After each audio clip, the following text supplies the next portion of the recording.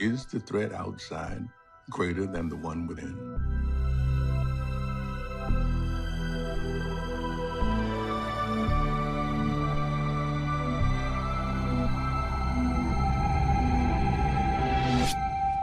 Hello and welcome to a bonus episode of Anthology presented by ObsessiveViewer.com.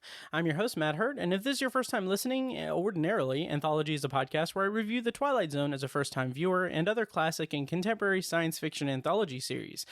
But in this bonus episode series, I am reviewing Amazon Prime's new sci-fi anthology series Solos, created by David Weil. And for archives of all of my episodes, you can visit anthologypod.com, and you can also like the Facebook page at facebook.com/anthologypod. And you can also follow me on Twitter at OVAnthologyPod. And ordinarily, this is the point where I will do my spiel about Patreon. I have a Patreon that you can get exclusive content on, but I'm actually going to try something a little bit different, and it's going to be embarrassing. This is something that I came up with at like 1 a.m. a few nights ago. So in lieu of my long-winded, like 2-minute spiel about Patreon, I'm going to kind of condense that into a specific type of thing. So I might cut this out. I don't know. It might be too embarrassing, but here's my spiel for Patreon.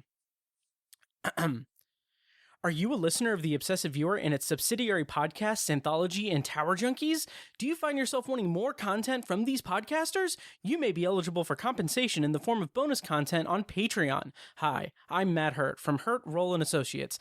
Due to a recent settlement with Obsessive Viewer Podcasts, you can be granted access to hundreds of extra content, including B-roll episodes, commentary tracks, and early access to full episodes. For a small retainer from $1 or $2 per month, or up to $5 or $10 per month, you can get that extra podcast content you deserve.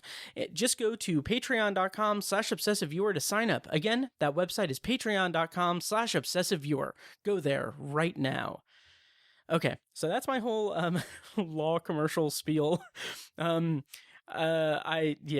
stupid, but Anyway, all that can be found at patreon.com/obsessiveviewer. And as I've been saying these last few episodes, the $10 patrons on Patreon got access to all 7 of my bonus episode reviews of this series of Solos day 1 on May 21st. So right now, if you're thinking like, oh God, I need to hear more of Matt's dumbass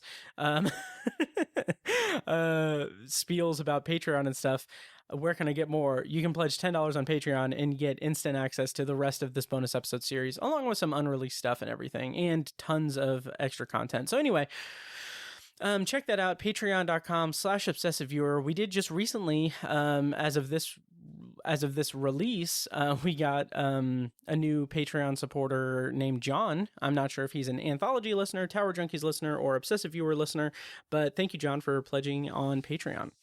So today on the show, I'm continuing my 7-part bonus episode series for the aforementioned sci-fi anthology series Solos, which premiered all of its episodes on May 21st, 2021 on Amazon Prime Video.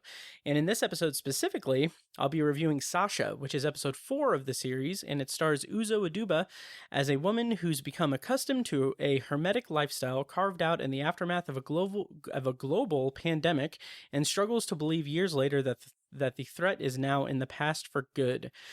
And just right from the jump, I'm just going to say, in my review, I'm going to be spoiling the entire episode of Sasha. And so make sure you go watch it before listening to this episode, because the entire episode will be spoiled in this review. So with that warning out of the way, this episode stars Uzo Aduba as Sasha, and she's known primarily for Orange is the New Black. She also... tangential and everything, but she had one appearance on the show Comedy Bang Bang, which I'm a huge fan of, and co-starring as Zen, the companion bot from Stay Homes, is Jack Quaid. And I knew that his voice was vaguely familiar. If I'm not mistaken, I actually am surprised I don't have it in my notes, but Jack Quaid is in The Boys on Amazon Prime, so keeping it in that Amazon Prime family. And writer for this episode was Tori Sampson, and not only is this their only writing credit, but this is also the sole credit on their entire IMDb page, which I think is pretty cool and interesting. I don't know much about Tori, but that's pretty interesting. And director for this episode was David Weil, the creator of the show.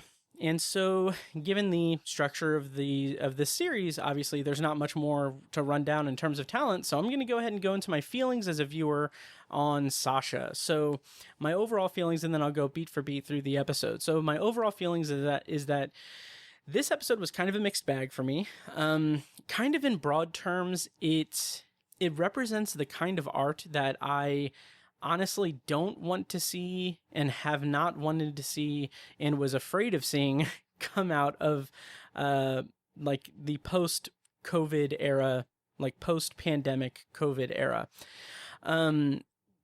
Like it's just throughout all of last year when everyone was working from home and stuff before the vaccine and everything, I just kept thinking like, oh God, we're going to see a ton of art being made that's in reference to the pandemic, which is fine. Like, that's fine. But my fear was that it would be something that's just a little too surface level, not enough subtext, not enough subtlety, not anything too profound to say about it, because we lived it and everything. And I'm just like, I don't know. I'm priming myself for pandemic filmmaking fatigue. Which, if you want a good counter to that, there is actually a short film that recently played at Indie Film Fest here in Indianapolis called Alone in April, I think. All Alone in April. Let me look it up real quick. But it is a short film made during quarantine in California. And it's really great. It's like a quarantine love story kind of story. And it's really inventive, very clever. And it doesn't suffer the kind of failings of this type of story and everything. Okay, yes, it's called All Alone in April. It's a 9-minute short film. I don't know when or where you'd be able to find it since Indie Film Fest has ended, but yeah, the writer and the director is Ace Norton. Writers are Ace Norton and Sana van der Linden.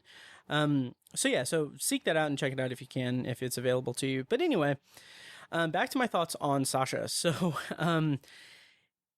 while this episode is not necessarily about COVID, obviously, there's also not enough detail or world building to separate it from our real life events. So instead of being a sci-fi story with a subtle allegory for the global pandemic that we've been in for the last year plus, it kind of takes, since it doesn't, instead of being a subtle allegory for that, it takes our quarantine and lockdown experience and only tweaks a few things, the timeline and everything, and just tweaks a few elements of it, and then puts it against a sci-fi backdrop. And I don't feel like there's enough there to really differentiate it from what we've gone through as a community of human beings, and transposing it into art. I don't think there was enough there was enough care for that. So that kind of was a ding against this episode.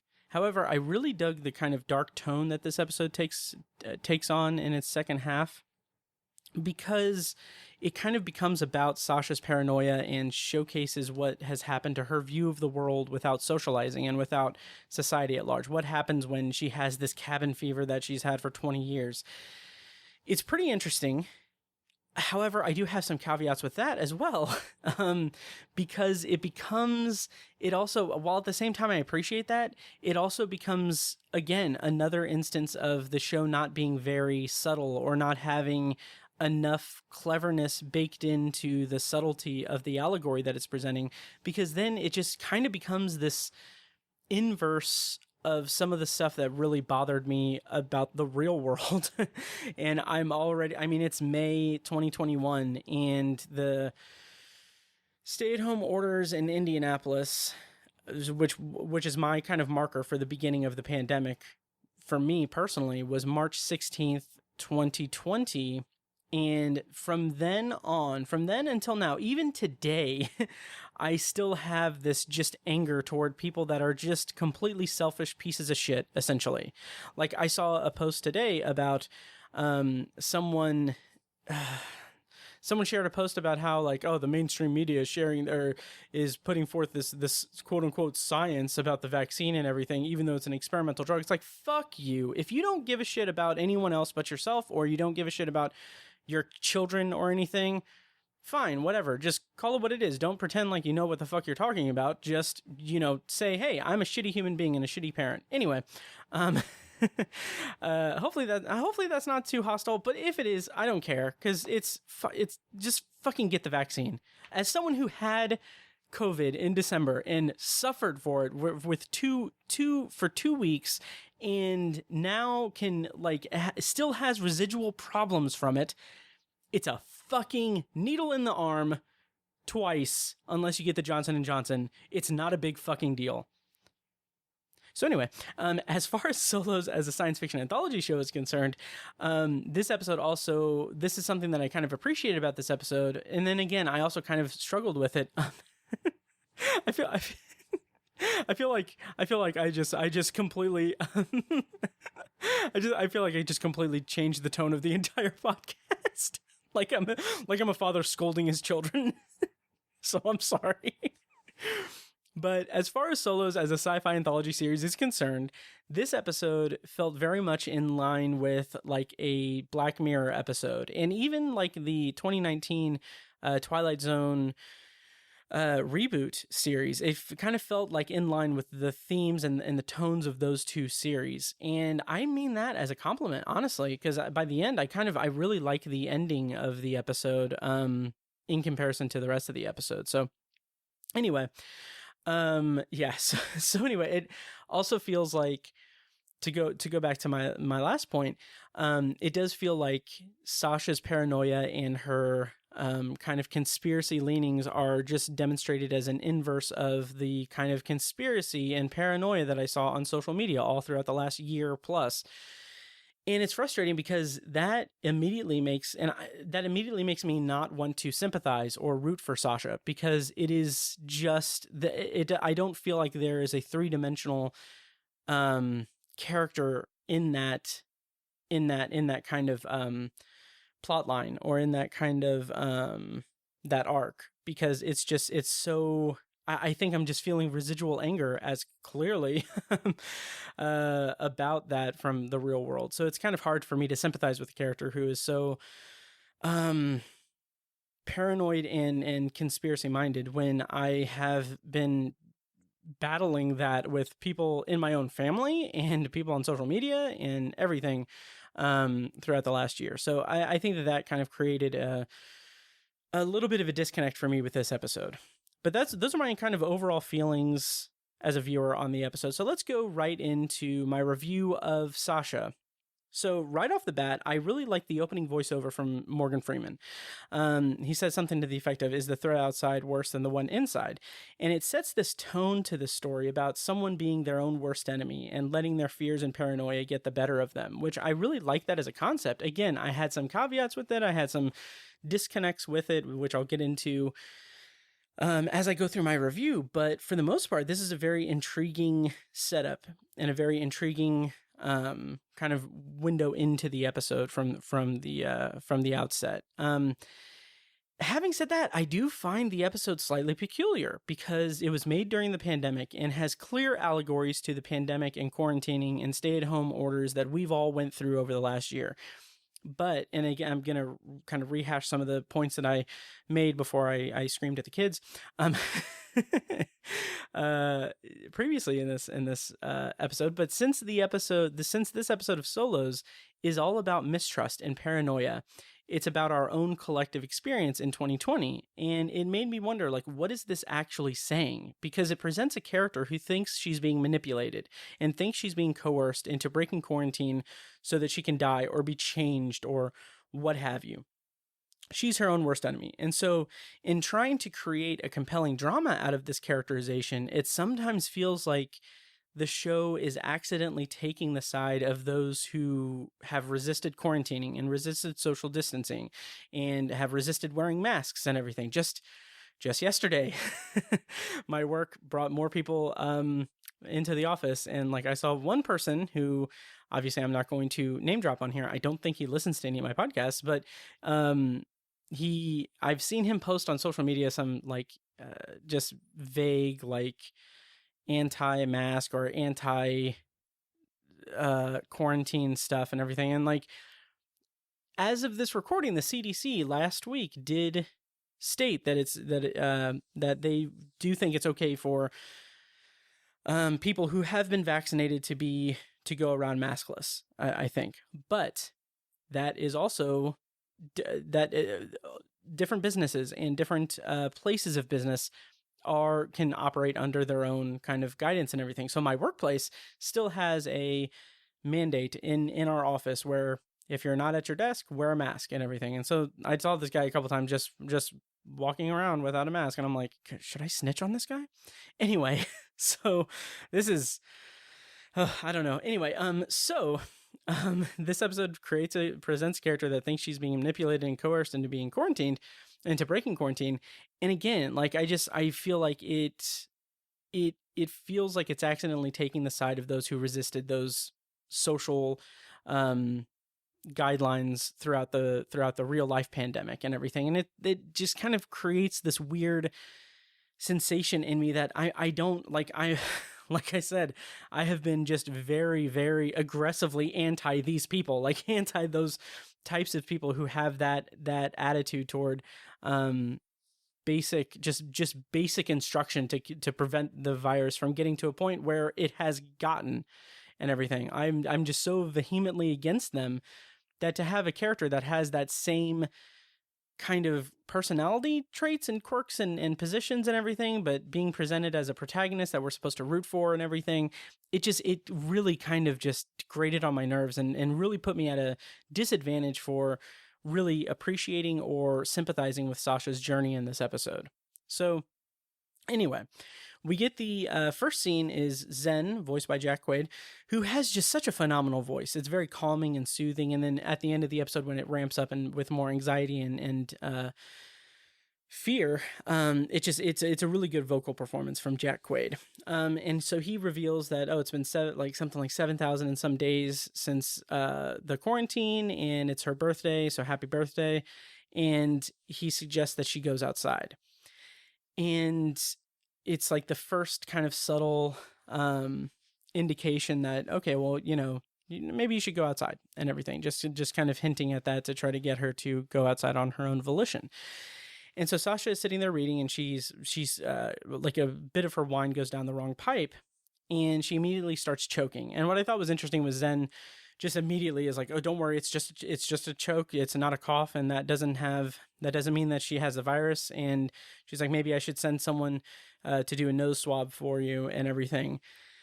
And I don't know, like this episode overall, I really was not feeling this episode. So when that happens, she kind of brushes it aside. And this is kind of demonstrating that the companion bot that is Zen from the Stay Homes Corporation or whatever is kind of working overtime to be comforting and helpful and everything. And I don't know what to really make of this, except that it's maybe just a design flaw of the bot, or it's kind of a calculated thing to try to be as hands-on as possible so that she can believe him to make her leave and everything. So I don't know. But anyway, so following that, Sasha gets very testy with Zen about the repetition of their daily routine. And this is the first point in the episode where I really felt like this wasn't my cup of tea. Like from what I've seen of Uzo Aduba, she's a fine actor. Like she does a good job. She's very talented and everything. But I found myself at multiple times in this episode just being very surprisingly distracted by her performance, because this show at its center is built around monologues and single actor performances. So there's this built-in live theater quality to the show that in previous episodes I have been all about and very impressed with. If you listen to my other reviews, I'm just glowing with praise about how much it makes me think of live theater and how much I miss live theater the few times I'm able to go see it. And it just has that kind of appeal of that like actors kind of energy. And like that, like that's been great in these past episodes, but in this one it just seems like Uzo Aduba is steering a little too hard into that style and tone. Like it feels like her character has unneeded ticks. So this just boggled my mind a little bit. But when she's talking about the repetition and she's like kind of screaming at the little space in front of her, she does this thing where it looks like she's pantomiming taking shoes off, but she isn't. And it feels like a really weird acting choice. Like she needs to convey irritation and wants to use her surroundings, but there's no prompt to anchor that physical performance. So instead, she just opted to mime taking off shoes. It's really, really weird and doesn't make any sense to me in the performance. And it was just really distracting. And there are other things that I'll get to throughout the episode, but there are other things that just really, really just took me out of it and made this a much less immersive episode than it could have been because of these little ticks and these little elements that just didn't really fit together with me and I couldn't really make sense of. And also, on the other hand, or in addition to that, I kind of think that it hampers the episode to have Zen as the bot, like displays and interfaces scattered throughout the room, because it gives Aduba freedom to react and gesticulate at different places in the room, which is fine.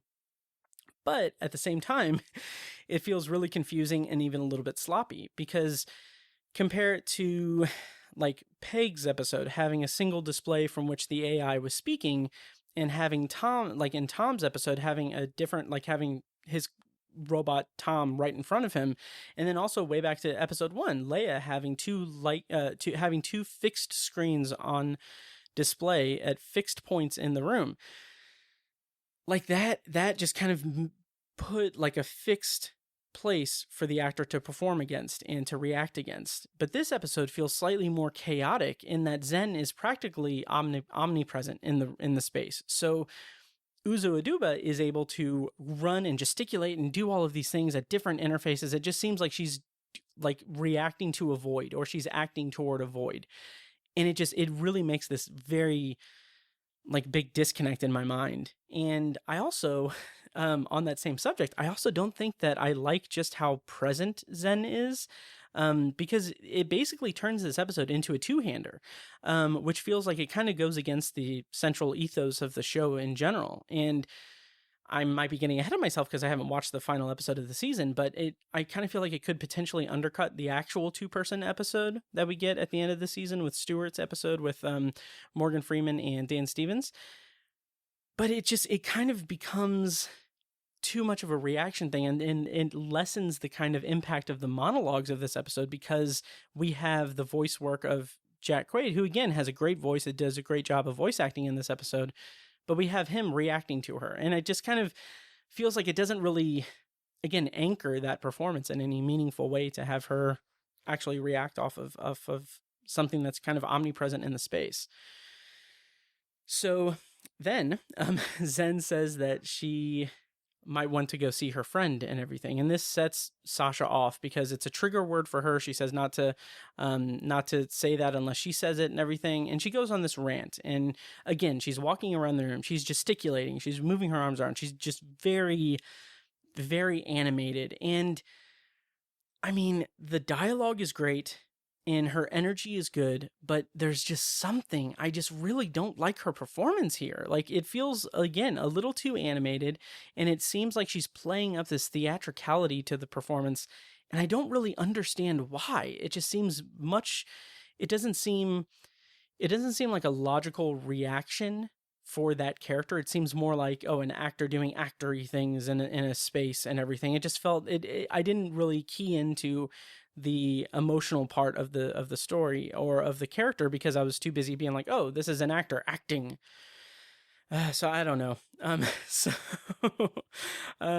So her rant about how Stay Homes is apparently the company that did the whole stay-at-home orders and everything or whatever. She goes on a rant about how they have been manipulating her and everyone into going out and getting sick.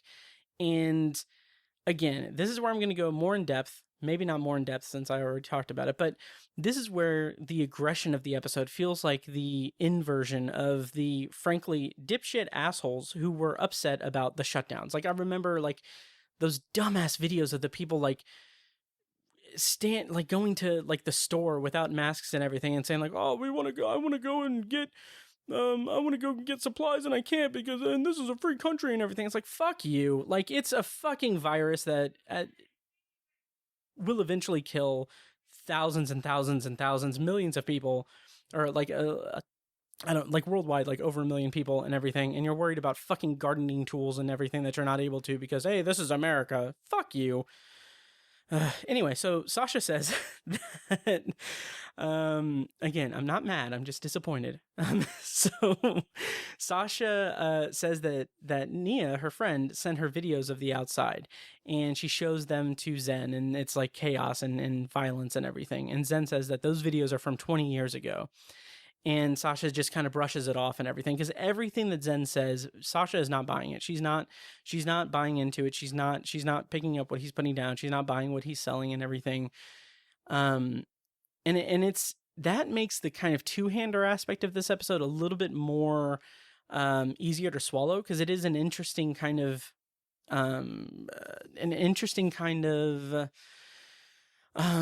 depiction or what's the word I'm looking for? Dynamic between them and everything. But again, it's sullied by this whole, and maybe this is a problem a fault on my viewing of it, but it's just marred by this knowledge that she's representing like the inverse of the people that I just have no patience for after fucking dealing with them for a year. So anyway, Sasha then talks about her life and about the beginning of the pandemic. And this is good backstory. Like, it is good backstory. This is maybe my favorite part of Uzo Aduba's performance, because it is very much grounded in the history of the character. She talks about how everyone prayed that they weren't the next one to get the virus. And she goes on to say that she sees her life in two parts, pre-quarantine and then the second part of her life is her stay home life and everything. And she talks about how she made the perfect home and created her perfect stay home and everything. And that's what's kept her going for 20 years, apparently. And to her credit, it is a very beautiful space. And she also laments not having a pool. And she says that Nia, when they were kids, that she had a pool and she taught her how to swim and everything. And again, like, kind of, there's a part of me that feels like this is compelling acting, this is compelling writing, this is compelling backstory, but it also feels like filler or kind of hollow to me. I can't really put my finger on why. I kind of just think that Uzo Aduba's performance just is not really selling it for me. And maybe that's a byproduct of me not being into her rants and everything against Zen in the previous scenes before this, but really it already put me at a disadvantage for this episode and for this kind of dynamic in this episode. But I do appreciate some of the filmmaking techniques here. So like the color of the scene as she's talking about the pool and everything, it shifts to this this blue hue. And I think that was a really nice choice, since she's talking about the swimming and the pool and everything. I just thought that was really pretty cool as a visual kind of thing. And the blue hue is lifted after she gets out of her whole reflective moment and everything, and it brings us back to reality. And so Zen is still kind of pointing her into the direction of going outside by saying that, you probably want to see Nia again. And Sasha immediately snaps back at him and says, like, she wants to know why he's trying to get her to leave. And here's another thing. This is the other big thing that I was really distracted by in this episode, because here she does this fake British accent when she's mocking him. And I've got to say, it comes out of fucking nowhere. Like, it halted the whole episode for me, honestly, because she's saying, like, I know what you're going to say. You're going to say, chum, or I don't know what she says or anything. I don't know any Britishisms, but she does this accent, and I'm like, I can't connect where, like, what that it's about, like what the deal is with that, because there's nothing in the episode to indicate or to set that up or anything. It just seems like it's completely out of left field. And it made me wonder, like, was Jack Quaid originally the voice of Zen? like did they recast him after they shot the episode and just not bother with doing that? Because that's really the only explanation that I can come up with, given the information that is presented in the episode. And there is precedent for that, because the movie Her, which is one of my favorite movies, had that same thing. I think Samantha Morton did the voiceover work, and her voice is what Joaquin Phoenix is playing off of in every scene that he's in. And then in post-production, they brought in Scarlett Johansson because I guess Samantha Morton's voice wasn't working. And so, there's precedent for that, and I wonder if that's what happened here. But I don't know.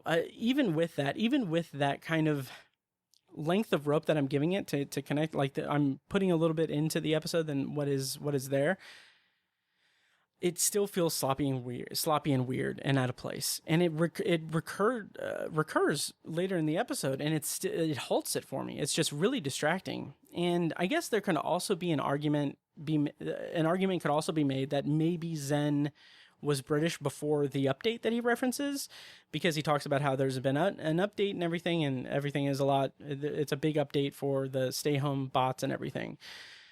So I kind of wonder, is this a new voice for the companion bot? But I feel like even that is giving the show a little bit too much leeway, because there's just not enough information in the episode to back that theory. And the fact that I would have to make such a big leap myself just to make sense of this weird anomalistic, I don't know if that's a word, but this anomaly of dialogue, in order to make sense of that, I don't know. It just it's indicative of there needing to be much more information in the episode that's just not there. So I don't know. That was just kind of bothersome. So anyway, so Sasha's paranoia and her distrust of stay homes comes through again in another big energy outburst here. And I think at this point with this outburst, this is where I just realized I just don't buy it. I just don't buy into this character. I don't buy into the mental anguish that she's facing, because maybe it's underwritten, or maybe it's underwritten and overperformed, but I'm just not buying into it. So she talks about how stay homes has the capability to create tragedy, and they have every political and financial motivation to do so.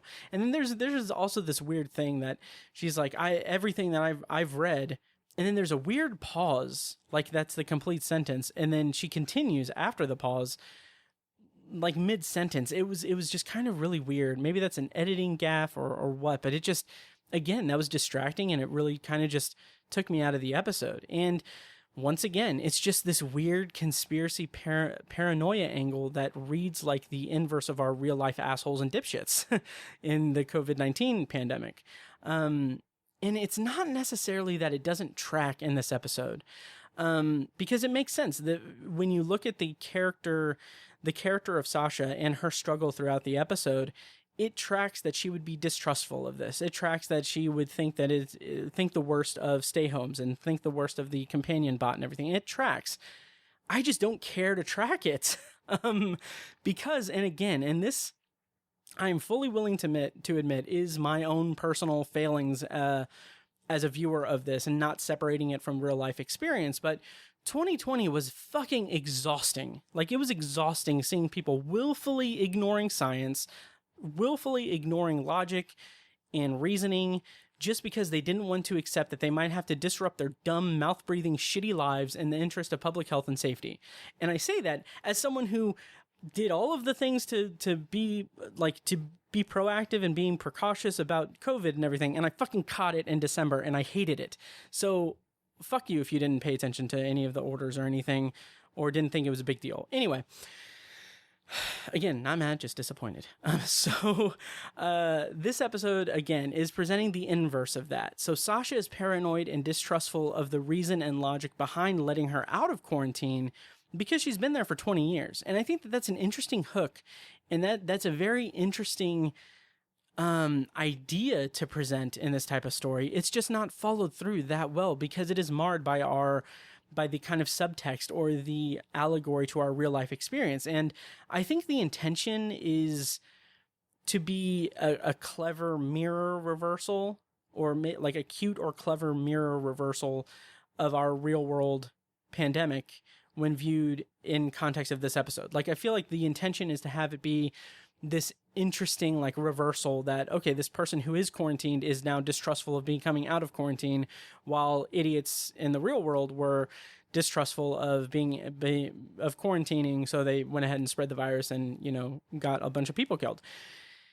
And I think that that's the intention, but I don't think it's as clever as the show wants it to be. And it ultimately just feels like it lacks any subtlety or subtext in general, because it's, again, it's presenting this kind of inversion of something that has been discussed over the last year ad nauseum and debated and angry yelling at over the last year. But it's not, it's only reversing that and then slapping this kind of sci-fi backdrop on it. And it's not enough to really make it subtext. It's just textual. It's not subtle enough to make us kind of work for finding that. So I don't know. But after her kind of another outburst and everything, there's this really cool, I think this is actually at the separate point where she says, I've read, and then it has that weird break, and then she completes the thought in the next shot. But in that next shot, there's this really cool Dutch angle as she talks about stay homes' supposed history of testing and infecting and killing people and everything. I thought that was kind of cool, a cool kind of visual flair. I thought that was kind of neat.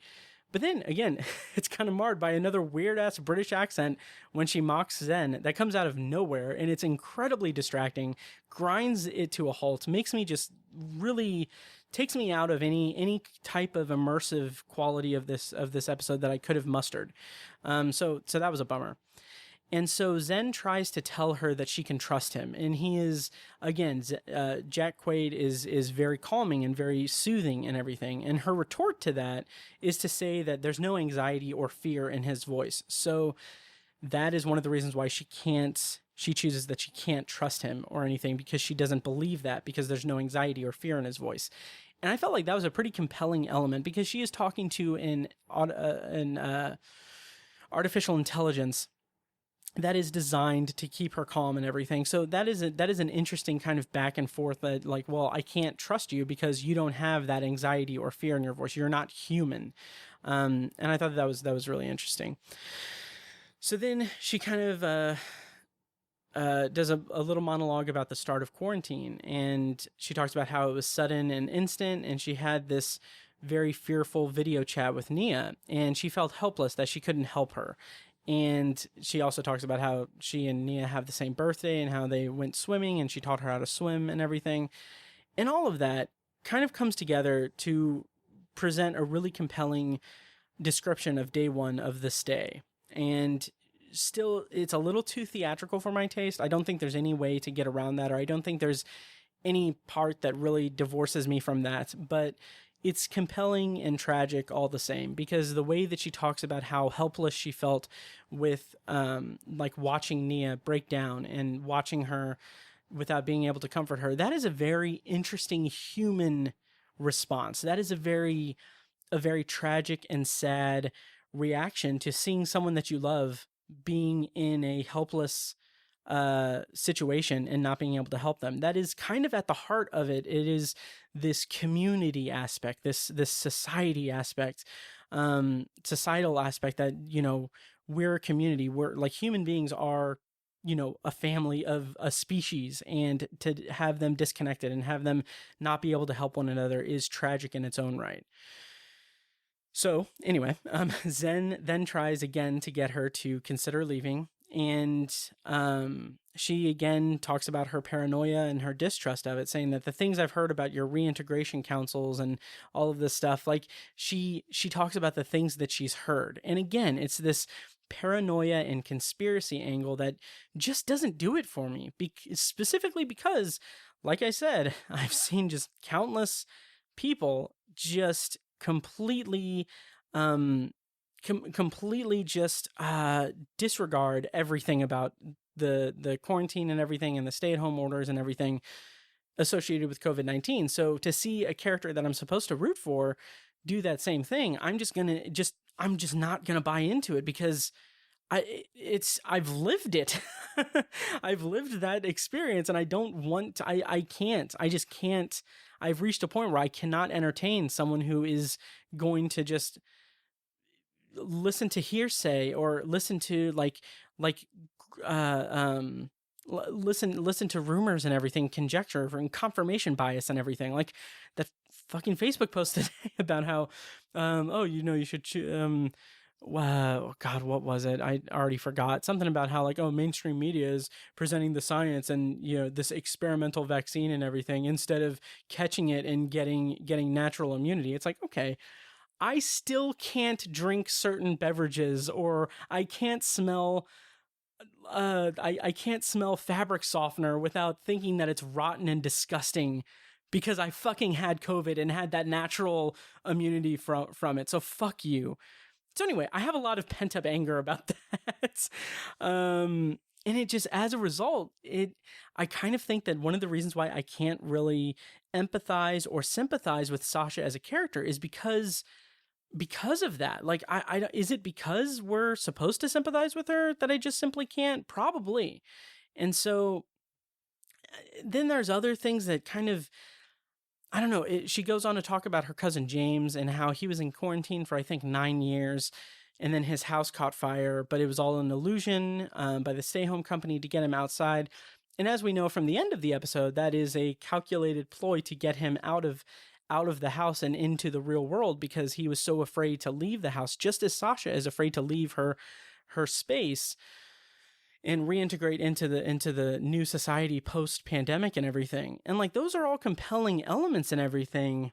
And it does inform the character of Sasha pretty well, because she says that he called her from the outside to tell her that it was okay, and she didn't believe him. She couldn't hear him as himself. Like, she was like, he sounded different.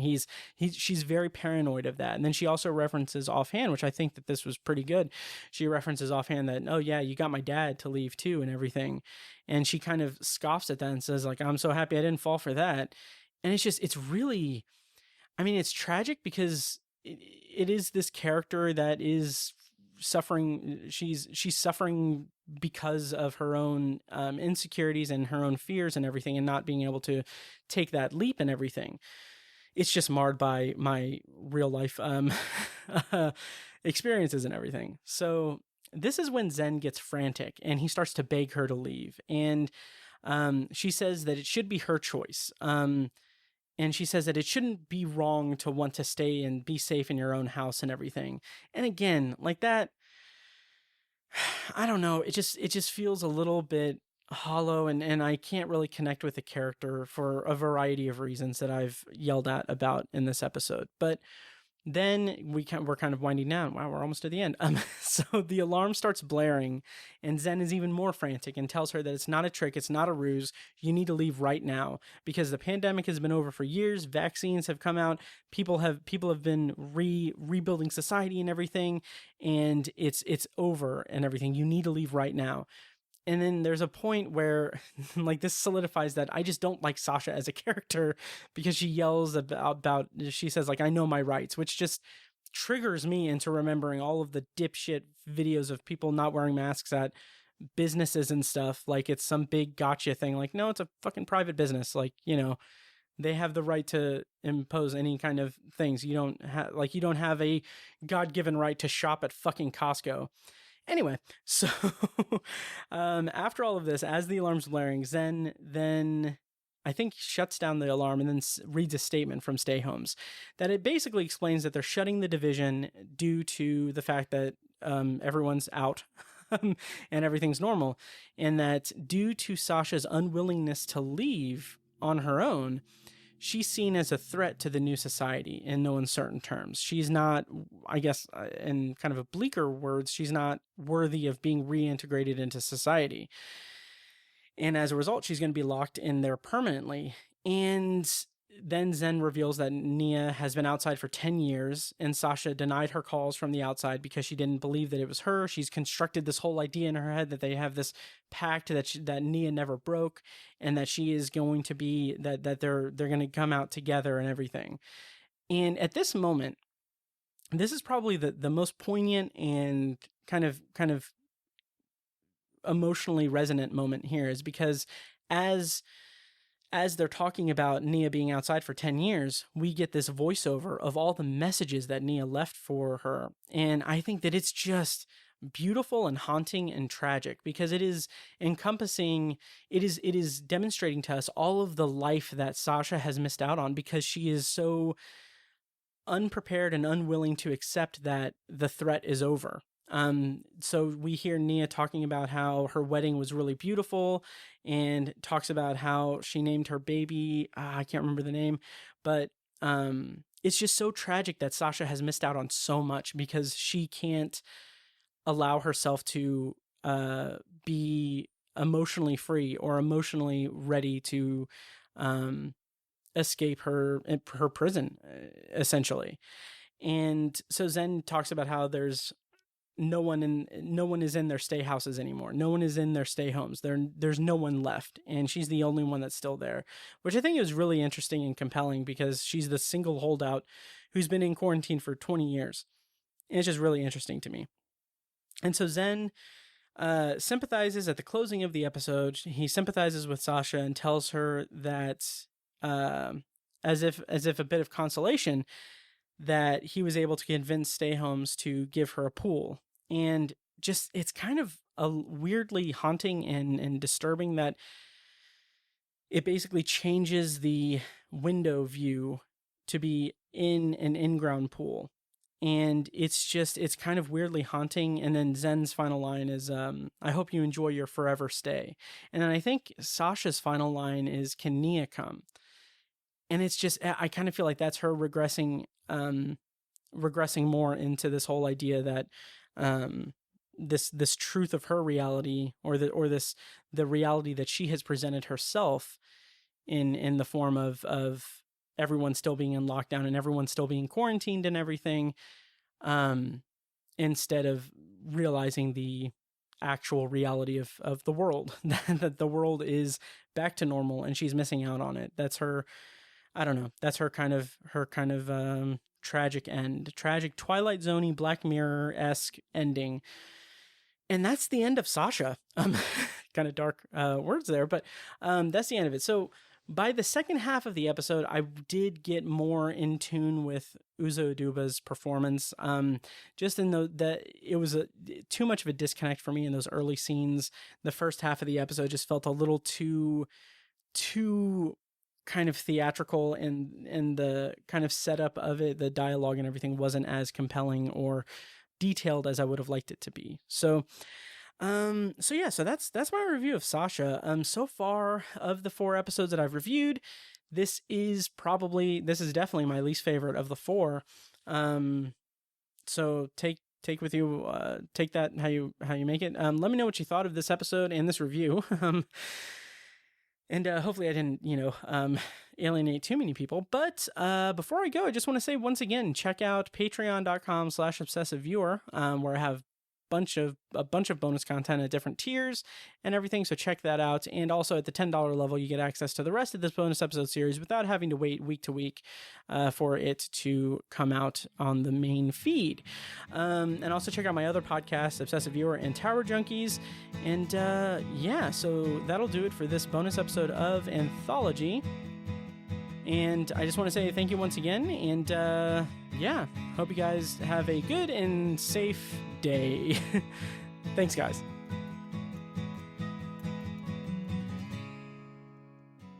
And now, here's a short clip from our Patreon exclusive RSS feed. To hear the full clip and more exclusive Patreon content, go to patreon.com/obsessiveviewer and become a patron at the minimum rate of $1 per month. Thank you and enjoy. In the first episode, that first pilot episode, that pilot episode's actually kind of rough. The first episode, there's a big speech about the statue of the founder of the town, and its placement and everything. There's a big speech, and people are outspoken at the speech, at this gathering. And one lady says, well, why does it have to be, she says something like, why does it have to be a statue of him? Why not a statue of and she says like Jenna Marbles and or my cat or something like that. Just really just very just kind of playing to the cheap seats kind of thing. There, it doesn't really feel like there's a lot of effort in that. Like, oh, okay, well, let's name like an internet personality to get that. And like there's a little bit of that, like forced pop culture references that just don't really feel earnest or earned in the show. Anthology is edited and produced by Matt Hurt and presented by ObsessiveViewer.com. For a full archive of our episodes, go to anthologypod.com/archive. You can also like the Facebook page at facebook.com/anthologypod and follow the show on Twitter at OVAnthologyPod. If you enjoy the show, please take a couple minutes to leave us a rating and a quick review on Apple Podcasts. This is the easiest way to support what we do, and all it costs is a little bit of your time. If you'd like to donate to the podcast, you can make a PayPal donation at anthologypod.com/donate or support us on Patreon for recurring donations and access to commentary tracks and B-roll audio recorded exclusively for patrons at patreon.com/obsessiveviewer. Every donation goes toward paying the fees to keep the podcast running and is greatly appreciated. Official Anthology merch, including shirts, mugs, phone cases, and more, can be found in the Obsessive Viewers TeePublic store. You can find a link to the store in the show notes of this episode and at anthologypod.com/donate. Or you can simply search for Obsessive Viewer at teepublic.com. For information about the Obsessive Viewers annual live event showcasing short horror films from local filmmakers, check out shocktoberinirvington.com. And for an archive of all our events, as well as news about potential future events, head over to obsessiveviewer.com/live. For more podcast content, you can find our flagship movie and TV review and discussion show, The Obsessive Viewer Podcast, at obsessiveviewer.com, and on Twitter at obsessiveviewer. You can also find Tower Junkies, a podcast where Matt and co-host Tiny share their love of all things Stephen King and his magnum opus, The Dark Tower series, over at towerjunkiespod.com and at towerjunkiespod on Twitter. And finally, check out The Secular Perspective, Tiny's side project podcast, which tackles current events and life's big questions from the perspective of secular hosts Chad and Amanda at thesecularperspective.com. Bumper music for this podcast comes courtesy of As Good As It Gets, which can be found at facebook.com/asgoodasitgetsband. You can also find As Good As It Gets music on Spotify, Google Play, and iTunes. Thank you so much for listening, and we'll see you next time. Kitty!